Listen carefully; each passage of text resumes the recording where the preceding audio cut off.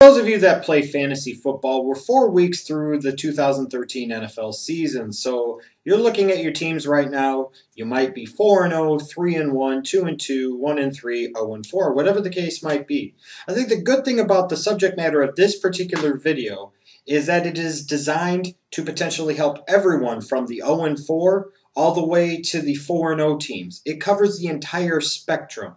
And, when you're looking at your rosters right now, regardless of where you sit in the standings, I can guarantee you that no matter how good you think your team might be, that it could still be better. And I also guarantee you that no matter how bad you think your team might be, that your season is far from over. I can't tell you how many times over the past several years of playing fantasy football that I've seen or heard stories of people starting off their season 0-3 or 1-3 or 0-4, 1-5, and coming back, making the fantasy playoffs, in a lot of cases making the championship game, winning fantasy football championships. It can be done. You're at the point in time now where it's not necessarily a time to panic or get too far down, but it's time to do something. That goes for those of you that are bad fantasy football owners right now in terms of the standings, and that goes for you guys as well that are sitting in good position, being 3-1 or 4-0, looking at your team feeling like, yeah, I've got a pretty good chance to make the playoffs, and you probably do at this point if you're already 3-1 and 4-0. But you have to step back for a second, check to make sure that you're not just getting overwhelmed with your own self and getting too full of yourself, and really assess, not right now, not the week 5, the week 6, the week 7 matchups, but start looking down the road at the weeks 12 and 13, and in particular for those of you that are doing well right now, the fantasy football playoff time frame of like weeks 14, 15, and 16, trying to project into the future, because I guarantee you there are players right now on your fantasy waiver wire that guaranteed will score far more points than some of the players on your roster, whether it be players in your starting lineup or on your bench when it comes to week 14, 15, and 16. And you guys know this because we see this every single year. The key and the trick is to find those players that can either help turn your season around now if you're struggling, or make that big impact for you down the road if you're looking at doing well in the fantasy football playoffs. So that's what this video is about. We'll start off with quarterbacks. There's 3 I think you should really pay attention to and maybe make the move to add to your roster right now. We'll start off with Alex Smith of the Kansas City Chiefs. He's owned in 52% of Yahoo leagues right now, and I'm using Yahoo ownership as my standard because I do most of my fantasy football playing on Yahoo because I prefer their format. That's the way it is. And look at Alex Smith. He's got some very favorable matchups late in the season. He goes to Washington week 14, goes to Oakland week 15, has Indianapolis at home week 16. He's somebody, he might not put up 450 yards and 4 or 5 touchdowns in a game for you, but he's somebody to keep in mind, in particular if you own Peyton Manning right now, because you might be sitting there and riding a great wave with Peyton Manning, and he's going to put up monster numbers for you the first 13 or even 14 weeks of the season. But we saw it so many times in Indianapolis. What happens if the Broncos are sitting there after week 14 and they're 12-2, 13-1, 14-0, and they've already cinched up home field advantage throughout the playoffs? How much of an urgency is there going to be to play a 36, 37-year-old Peyton Manning in games that might not mean a whole lot?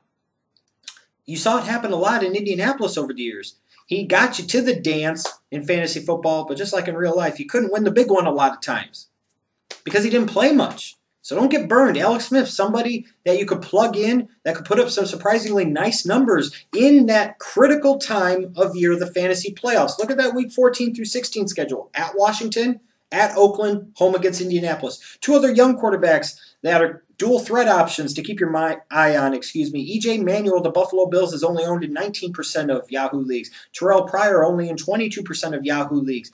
These guys, EJ Manuel, I think his ability to run is a little bit underrated, and right now is being a little underutilized in Buffalo. You could see him rely on that a little bit more perhaps as the season goes along. And Terrelle Pryor definitely is a dual threat quarterback. You look at both of these guys, EJ Manuel definitely has a better slate in terms of matchups between, let's say, week 12 to week 16.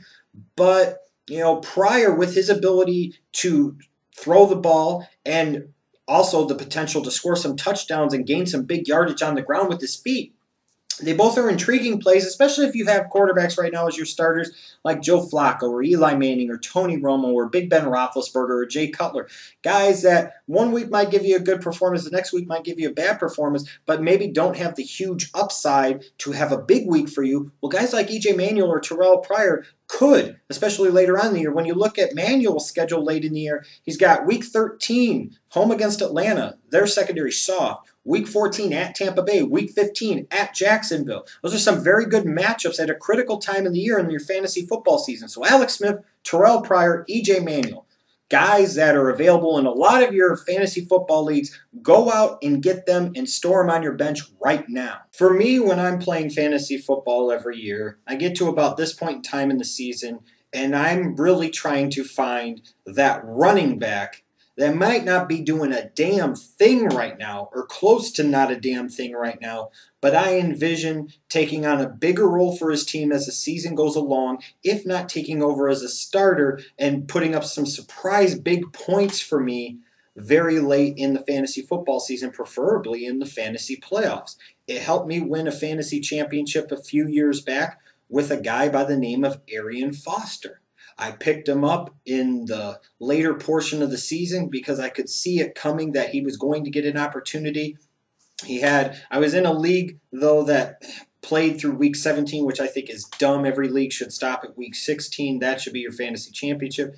But anyways, he had some little bit of a glimmer of what he could do in week 16. So I started him in week 17, and he helped me win a fantasy championship. He scored over 20 points and helped me win by 8 points. He made all the difference to me in the entire world. The point is these running backs at this time of year, everybody, I don't care how loaded you are at the position, I don't care how depleted you are at the position, you're always looking for one more running back, and you should have the mindset of looking for that guy that could help you later on down the road. And I've got 3 running backs that I think could potentially do that. I look at Andre Ellington of the Arizona Cardinals.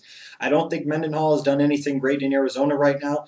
Ellington is a threat both as a runner, as a kind of shifty, nimble runner, and especially out of the backfield. So he brings even more value for you if you're in a PPR league. But Ellington, I think, as the season's going to go along, will get more opportunities to the point where, and especially if Mendenhall suffers a knee injury or any other type of injury, which he's prone to do, Ellington might be the starter. In that case, his workload increases dramatically. You look at his schedule, you might say, oh, he's got like Tennessee week 15 and Seattle week 16, not great matchups. True, but you're looking for guys that could be featured backs at that time of the year. I think Andre Ellington, who's only owned in 11% of Yahoo leagues right now, could definitely do that for you. Another guy, Jonathan Franklin of the Green Bay Packers. Yes, right now, technically, in theory, he has Eddie Lacy and maybe even James Starks ahead of him on the depth chart. But that doesn't necessarily mean that that's going to stay that way the entire season.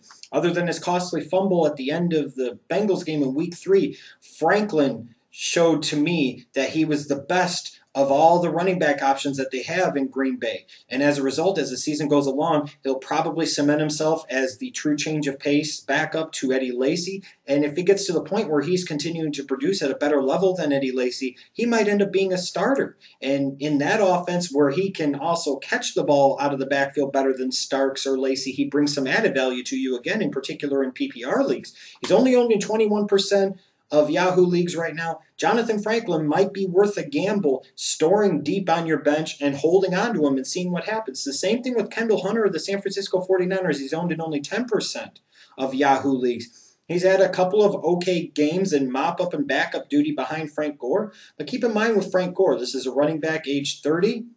He has an injury history. How many times has he ever played a full 16-game season? Exactly. Kendall Hunter is his top backup. As a result, if Gore isn't productive, or in particular, which is more likely to happen, Gore goes down with injury for a couple of games, Kendall Hunter is going to be the starter, and he's going to get opportunities in Jim Harbaugh's offense there in San Francisco. And you look at some of his matchups late in the year, at Tampa Bay, Week 15, against Atlanta, Week 16, right at the time where you're in the Final Four, in the crunch time, in the home stretch of your fantasy football playoffs, Kendall Hunter could come in and give you a couple of weeks of double-digit performances, which is great for you if you needed another running back or you needed somebody in your flex position to do that. Now we'll move on to wide receivers. The first one that jumps to mind is Justin Blackmon of the Jacksonville Jaguars. He's been out the first 4 games due to suspension. He's only owned in 43% of Yahoo leagues right now. So in more than half of your leagues, probably across the board, regardless of where you play, CBS Sportsline or NFL.com or ESPN, whatever the case might be, there's a good chance, better than 50-50 chance even, that Justin Blackmon's on your waiver wire right now. Now you might say, God, you're talking about the Jacksonville Jaguars? You think this guy can actually help me win a fantasy championship? Look, he was a first-round pick last year. He had an okay rookie season. If and when they decide to bench Blaine Gabbert again, which may happen soon, or he gets injured again, which may happen soon, he has a better rapport with backup quarterback Chad Henne. So when you look at him later on in the year and you see him playing teams like Houston and Buffalo and Tennessee, by then Blackmon's had several games to get himself worked up into a good NFL rhythm. He's gotten himself into game shape. He's got himself caught up to game speed. If Chad Henne's there throwing in the ball and you look at some of these games, if they're getting blown out, there might be a lot of garbage points available. And Justin Blackmon being a number one wide receiver or a 1B receiver to Cecil Short's 1A, whatever perspective you want to have, he's going to get opportunities, he's going to get targets, he's going to get catches, he's going to put up yardage, and maybe even some touchdowns. You could do a lot worse for a flex position player right now at this point in time. Robert Woods of the Buffalo Bills, I'm still surprised after 4 weeks, people haven't caught on to him yet. He's only owned in 13% of Yahoo leagues. He's a guy that I think has a very good relationship with EJ Manuel. They seem to be developing a very good chemistry. Robert Woods, to me, is an exciting playmaker. I think he's a very good playmaker. His explosiveness is a little bit underrated. He's had 2 games now where he's caught touchdown passes. He had 80 yards and a touchdown this past week, so it was his best week of the season. I think he's only going to get better. And when you look at it later on in the year, just like with EJ Manuel, has some favorable matchups late, weeks 13 through 15 in particular. Home against Atlanta, at Tampa Bay, at Jacksonville. Those are some matchups where Robert Woods could put up some nice numbers for you, again, as a wide receiver 3 or as a flex position player. You could probably do a lot worse than Robert Woods. Nate Washington of the Tennessee Titans. I'm surprised, still available most everywhere. Only 16% of Yahoo leagues is Nate Washington owned. Now, the problem with him a little bit is that you've got Kendall Wright there, you've got Damian Williams, you've got a up-and-coming Justin Hunter, you even still have Kenny Britt, who I think is definitely being phased out. But Washington right now is putting up some nice numbers. Now, if Locker's out for an extended period of time and Fitzpatrick's in for an extended period of time, could that hurt Nate Washington? Maybe, maybe not. But I guarantee you right now, if you look on your bench, there is somebody that you can afford to drop to take a gamble on a Nate Washington. He's had some solid seasons in the past. It's worth a gamble that right now at age 30, he might end up with his best season of his career. Again, another good guy to think about in terms of a wide receiver 3 or a flex position play. And then we get to tight ends, and I'm going to go way out into left field here, but I don't think it's as much as you might believe. And that's Garrett Graham of the Houston Texans. Currently is only owned in 5%. That's 5% of Yahoo leagues. The primary reason for that is he is the second tight end behind Owen Daniels in Houston. So I understand why a lot of people hesitate on jumping on board Garrett Graham right now, because they're looking at it and they're saying, well, Owen Daniels is the primary pass catcher at tight end. How many times are they really going to go with 2 tight end looks in Houston? Well, if Graham continues to produce at the level he has, 3 of his 4 games he's played in this year, he's caught at least 1 touchdown pass, you might see his opportunities increase. They might go with more 2 tight end sets. You also look at it from a standpoint of if Owen Daniels gets hurt, which can potentially happen, Garrett Graham would be the guy that would step in, and then you've got a low-end tight end 1 option. But if you look at it too, if he continues to produce and maybe Owen Daniels struggles or scuffles a little bit, Garrett Graham again might take over and get more opportunities over Owen Daniels even. As a result, he's a guy right now, you look at it, some of his matchups are very favorable. You've got Week 12, the Jaguars. Week 14, the Jaguars again. Week 15, Indianapolis. There are some opportunities in there where they could be playing in some either blowouts in the case of Jacksonville, where they might throw to the second tight end in garbage time, or you look at it like Week 15 against Indianapolis, they might struggle to match up with an opposing team's dual tight end threat, and a Garrett Graham might get more opportunities. You know, there are other tight ends right now that are number 1 tight ends for teams, But if you're looking for somebody that maybe nobody else is going to compete with you on the waiver wire, or nobody's going to really have the vision to take a chance and store them on their bench deep until late in the year, Garrett Graham, I think, is your guy to go for. So the bottom line is, these 10 players that I've named, they're not the only 10 waiver wire winners that can help you win a fantasy football championship in 2013, but they're 10 of the guys that I feel are most likely to help you in that goal. If you're 0-4, picking up some guys like a Justin Blackmon or a Robert Woods or an Alex Smith or an E.J. Manuel, Terrelle Pryor, Nate Washington, those are guys you might want to pick up right now.